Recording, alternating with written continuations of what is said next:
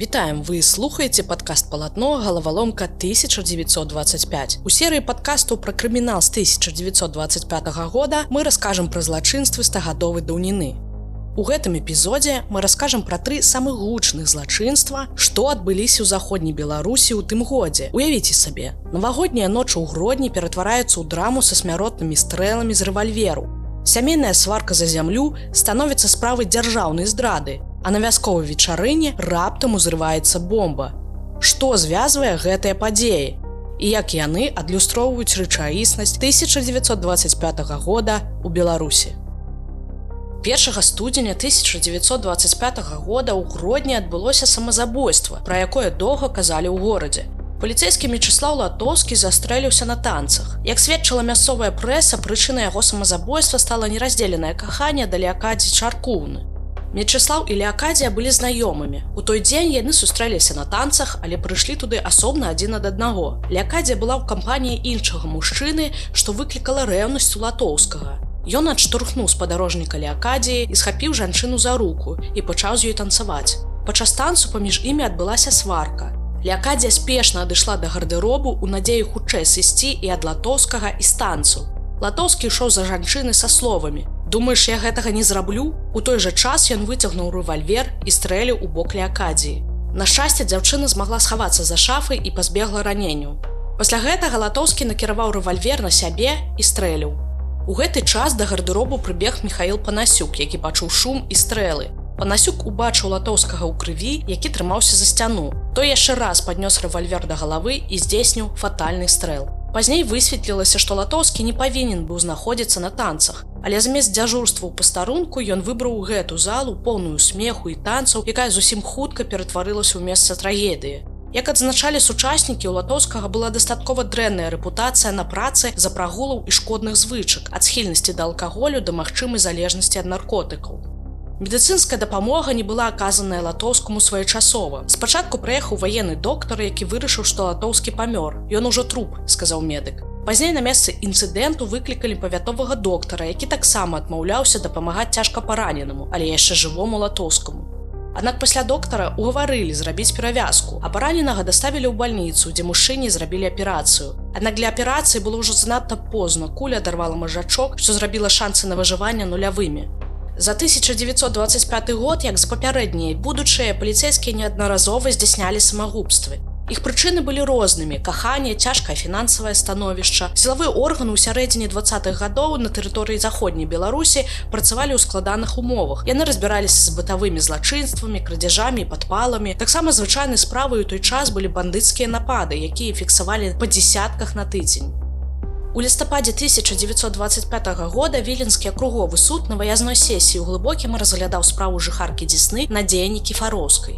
Жанчыну абвінавачвалі ў тым, што яна была грамадзянкай Польшы, але пайшла на працу ў палітадзел пры савецкай арміі і дапамагла ў дзейнасці супраць Польшы. Суд прызнаў Нікіфароўскую вінаватай і прысудзіў 6 гадоў пазбаўлення волі. Гісторыя Надзеі Нікіфароўскай поўная несправядлівасці. Яе асабістая гісторыя стала пераплецена з палітычнай барацьбой, а сямейныя сваркі ператварыліся ў падставу шматлікіх арыштаў і катаванняў.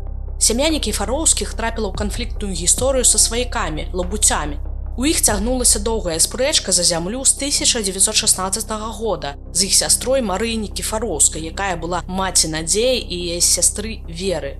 Лабуці выдатна скарысталіся зменай улады і перанеслі бытавую спрэчку на палітычны грунт. У 1919 годзе з той тэрыторыі адступілі палякі, а лабуці данеслі бальшавіцкаму ўраду, што Надзея Нікіфароўская з сястрой Веры і маці Марыі сядзелі ў акопах і стралялі ў бальшавікоў. Жанчыны арыштавалі, цягалі па допытах, але ў выніку адпусцілі. Лабуці не здаваліся і зноў данеслі на Нікіфароўскіх, аднак і ў другі раз іх адпусцілі. Потым лабуці прыдумалі напісаць вялікі ліст быццам ад грамадскасці, каб сям'ю Нікіфароўскіх выселілі ў Расію як контррэвалюцыянераў. У гэты ж час Надзея Нікіфароўская пайшла на працу ў палітычны аддзел. Тады лабуцёў арыштавалі як праціўнікаў савецкай улады, бо яны ў 1919 годзе хавалі ў сябе язенскага пана Сакалова і дапамагалі яму ўцячы да палякаў. Нікіфароўская змагла абараніць сям'ю ад рэпрэсій савецкага ўраду, але толькі часова, бо зусім хутка ў Дзесну павярнуліся польскія войскі і мястэчка стала часткай польскай дзяржавы.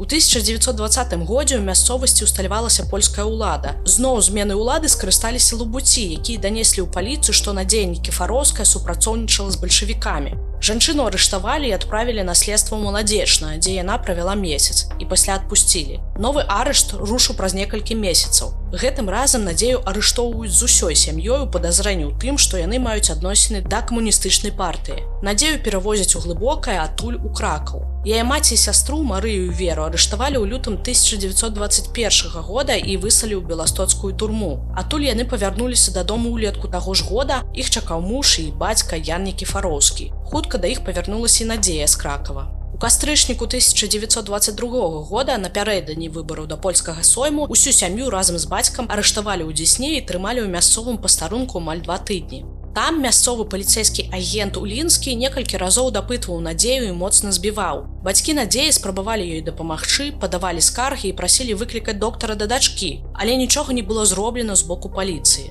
Праз 2 тыдні пасля арышту вызвалілі Яна Нікіфароўскага, а жанчын Марыю, Надзею, Веру адправілі ў Вільню. З Вільні Марыю вызвалілі праз некалькі дзён, дачку Веру праз некалькі тыдняў, а Надзею пасадзілі ў сумнавядомую турму ў Лукішках. Надзея знаходзілася ў зняволенні да жніўня 1923 года. Беларуская віленская прэса адзначала, што ў жанчыны існавала магчымасць уцячы за мяжу і пазбегнуць судовага працэсу і магчымага зняволення. Але Нікіфароўская засталася ў Вільні і чакала суда, бо лічыла, што яе долю справядліва вырашаць суддзі. Цікава, што Надзею Нікіфароўскую судзілі як грамадзянку Польшчы, якой яна падчас працы ў савецкай установе не была, а польскага пашпарту яна не атрымала і яе ўвогуле пры польскай уладзе рэгістравалі як іншаземку. Сведкі абвінавачвання не маглі ўспомніць, ці сапраўды жанчына была польскай грамадзянкай. Таксама адзін з паліцэйскіх агентаў успамінаў, што Нікіфароўская працавала ў 21 годзе ў Полацку, і там жа яна яго нібыта збівала нагайкай. Але гэтае паказанне пасля аспрэчыла жанчына, якая здавала жытло сям'і Нікіфароўскіх і не прыгадвала, што Надзея кудысьці выязджала за межы Дзесны. Вядома, што Надзея Нікіфароўская адсядзела амаль год у лукішскай турме. У хуткім часе яна захварэла і ляжала ў турэмнай бальніцы. Гучала музыка, ногі маладых людзей танцавалі ў рытм і раптам выбух. Крыкі, крывавыя плямы на падлозе і шок на тварах маладых хлопцаў і дзяўчат. Як такое магло здарыцца там, дзе толькі што панавала радасць? Летам 1925 года ў вёсках ля Радашкавічаў мясцовыя хлопцы ладзілі вечарыны, але ўвесь час на тыя імпрэзы прыходзілі п'яныя польскія вайскоўцы і перашкаджалі мясцовым адпачываць. Часам збівалі хлопцаў і нават ламалі гармонікі. Восенню замест старых вайскоўцаў з'явіліся новыя. Тыя пачалі ладзіць вечарыны ў сваёй прасторнай вялікай вартоўні, куды запрашалі мясцовую моладзь. 15 лістапада 1925 года вайскоўцы ў чарговы раз запрасілі да сябе ў вартоўню моладзь з бліжэйшых вёсак. Прыйшло шмат хлопцаў і дзяўчат. А яшчэ да вайскоўцаў завіталі 4 асаднікі, якія некалькі гадоў жылі ля Радашковічаў. Пачатак вечарыны быў удалым, але з часам усё пагоршылася. Асаднікі прыехалі ўжо на падпітку і прасілі дзяўчат танцаваць з імі, а хлопцаў, якія перашкаджалі ім танцаваць, адштурхоўвалі. Вайскоўцы і мясцовыя хлопцы не звярталі ўвагі на п'яных асаднікаў, палічылі, што будзе найлепшым проста ігнараваць іх. Падчас танцу каля 8 гадзін вечару раптоўна ўзарвалася бомба. Пачуліся крыкі і енк параненых. Усіх прысутных на імпрэзе адразу затрымалі, усіх абшукалі. Пасля ператрусу усіх прысутных адпусцілі дадому. Тых, хто не быў паранены ці змог самастойна перасоўвацца. 3 асаднікаў арыштавалі там жа, а падчас ператрусу ў іх дамах знайшлі бомбы. Вядома, што бомба, якая ўзарвалася на вечарыне, была кінутая не праз вакно ці праз дзверы, а тым, хто непасрэдна знаходзіўся ў будынку. Параненых перавязалі на месцы, а на другі дзень адвезлі на фурманках да чыгуначнай станцыі. Адтуль вясковых у Вілейку, а вайскоўцаў у Вільню. Тое, што адбылося пасля кінутай бомбы, выглядала сапраўды страшэнна. Адзін вайсковец, у якога засталася жонка і 2 дзяцей, быў забіты на месцы. Яшчэ 6 вайскоўцаў былі лёгка ці цяжка параненыя. З хлопцаў і дзяўчат, усе яны былі родам з вёскі Максімаўкі, былі параненыя 7. Асабліва цяжка траўмавалася Настасія Ярук. У яе быў паранены жывот, грудзі, ногі. Бацькі параненых адмовіліся плаціць за лячэнне ў бальніцы па 2 прычынам. Па-першае, іх дзеці пайшлі на вечарыну да вайскоўцаў без дазволу і былі параненыя на іх тэрыторыі, таму заплаціць павінны яны. Па другой прычыне кінутая бомба таксама можа належыць да кагосьці з вайскоўцаў, таму заплаціць за лячэнне таксама павінны ваенныя. Бацькі мелі намер дайсці да судовай інстанцыі, каб атрымаць кампенсацыі за скалечанне дзяцей. Як бачым, 1925 год у заходняй Беларусі быў напоўнены драматычнымі і часта несправядлівымі падзеямі, і гэта толькі частка з падобных гісторый.